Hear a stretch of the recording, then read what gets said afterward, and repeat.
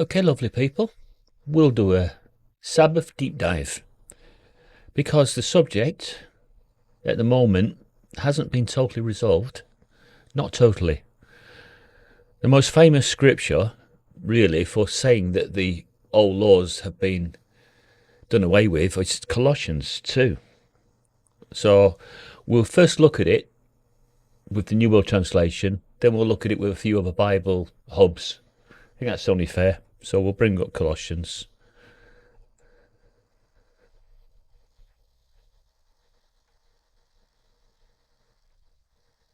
And it starts at 13 and 14. I'll just read 13 to begin with, set the scene. Furthermore, though you were dead in your trespasses and in the uncircumcised state of your flesh, God made you alive again with him. He kindly forgave us all our trespasses and erased the handwritten document that consisted of decrees and was in opposition to us. Notice that? The handwritten documents that they were once bound by was in opposition. That's interesting. He has taken it out of the way by nailing it to the torture stake, or other publications and Bible hubs will say cross. Jehovah's Witnesses use torture stake. He has stripped the governments and the authorities bare, and he's publicly exhibited them and conquered, leading them in a triumphal procession by means of it. Therefore, do not let anyone judge you about what you eat and drink, or about the observance of a festival, or a new moon, or of a Sabbath. So we need to stop it there because we need to cross-reference this with other Bible hubs, don't we? So that's what we'll do. And we get an explanation here on Colossians 2:14. States that having cancelled the charge of our legal indebtedness, which stood against us and condemned us, because I did say that the law had become a curse, he has taken it away. And then they say by nailing it to the cross. This verse emphasizes the forgiveness of sins through Christ's sacrifice, is what I've been saying. That's the only thing you need to recognize, is the ransom sacrifice, how he laid his life down, and at his death, all these other things that became a curse were removed. It highlights the transformative power of faith in Jesus, signifying that believers are no longer bound by their past transgressions. That's why I don't believe you need to keep the Sabbath. And I won't be. Not that I've even started it, but I don't see that there's just enough of a reason. Because whichever way you look at it, whichever Bible hub you look at, it's talking about cancelling the debt. And that was done by Jesus when he gave his life. There are other scriptures. I've written them down. Obviously, Colossians is the one most people do cite as being the one that says you don't have to adhere to the old laws. But you've got Galatians 2:16, Galatians 3:11, John 17, Ephesians 2:8, Galatians 3:11. So you've got, said that twice. You've probably got a few more that talks about the law not having to be adhered to, because something better had come along, and that something better was Jesus Christ giving his life so that you weren't bound by the curse, because that's exactly what it became. A lot of the religious leaders were tying people down, not allowing them to have or to move on, but to keeping them bound, because it kept them in power. Now, if this had only just happened, then it would have took time for people at that time, the apostles, Jesus' apostles would have had time to adjust to all this, because it was a transformative period from the old laws to the new law, the two greatest laws: love God with your whole soul, strength, mind, spirit, everything, and your neighbour. So it was a transformative time. And a lot of people at this time were still clinging to the old laws because they just hadn't understood what God was requiring of them at that time. And that's why you do not have to worry about what you eat and drink in that respect. You can't have someone tell you that now. I know you're going to say, oh, but this is Christianity being tainted. This is not a trusted source. But, whichever Bible hub you pick up, you will find that it's got the same message about the debt being cancelled. And it's through Christ's sacrifice that occurred. What's this?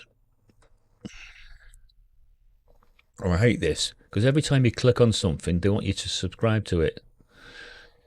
So this is another Bible hub. Having cancelled the charge of our legal indebtedness, which stood against us and condemned us, he has taken away. So whichever Christian publication you pick up, you're likely to always get a very, very similar message.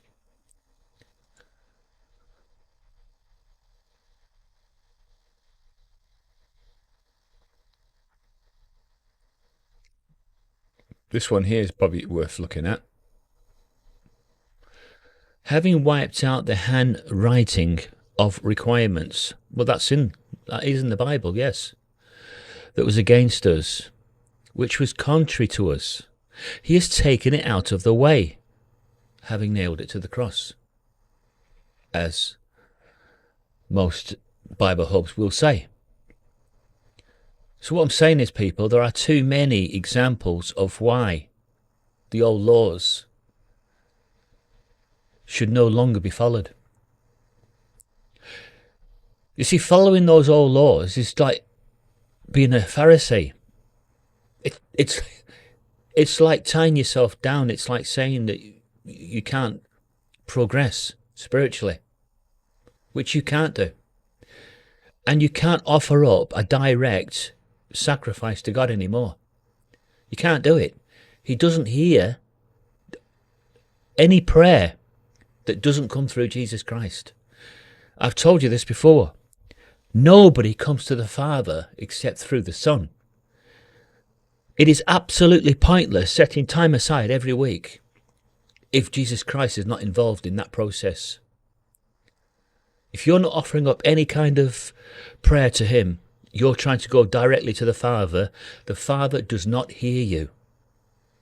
It is not possible for him to hear you because you haven't followed the new law to go through Christ. That's why the old laws have been done away with. They serve their purpose. They help people inch closer to God through offering up atonements.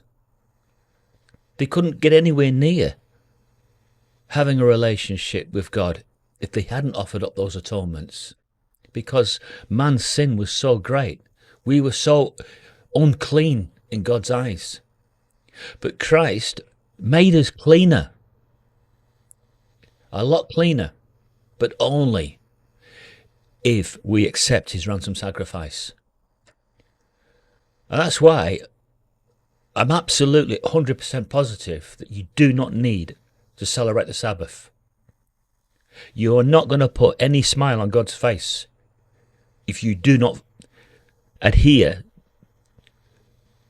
to offering up that prayer, that sacrifice through Jesus. He just won't hear you. And the Christian Greek scriptures and whatever Bible hub you pick up will tell you this. Now you can dismiss Colossians 2:14 if you want. You can do that. And if you're saying that the apostles carried out the Sabbath, well, like I say, it was a transformative time. It had only just happened, hadn't it? So they had old traditions still stamped inside them. They were having to move over to new ideals of what God required of them. Transformative time period.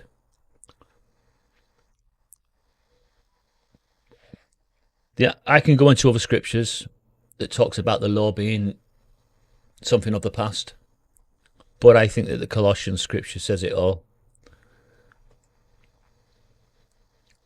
I'm going to go back to the New World Translation.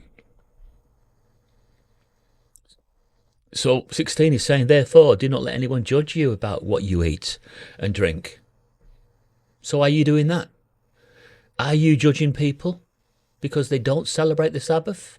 But that scripture is saying that we've not to let those people judge us because we have chosen not to celebrate the Sabbath because we believe it's of the past and we want to belong to what Christ wants of us now, not what God wanted of us in the past. These are the former things, people. These are of the things of the past. Therefore, do not let anyone judge you about what you eat or drink, about the observance of a festival and the new moon or of a Sabbath. And yet that's what the scribes and Pharisees were always doing. They were always judging. But God removed those hypocritical leaders for what they did. He removed that burden on people. And I'm sorry, but you just have to follow the two greatest commandments. That's all you need to do. And exercise faith in Jesus. That will give you salvation. Nothing else will.